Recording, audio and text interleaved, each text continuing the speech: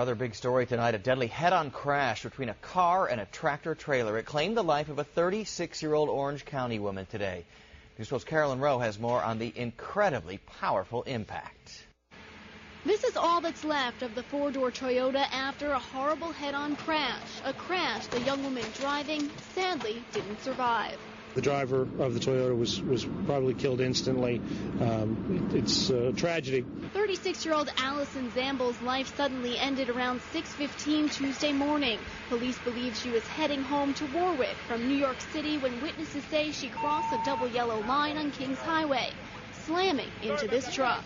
The Toyota ended up underneath the front of the truck, so it took a considerable amount of time to extricate the victim. The crash shut down more than a mile of Kings Highway for about 5 hours throughout the morning commute as police investigated.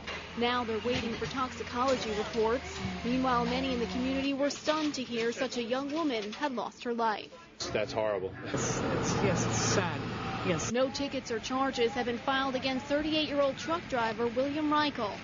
Now, the driver of the truck was taken here to St. Anthony's Hospital to be treated for minor injuries. In Warwick, Carolyn Rowe, News 12.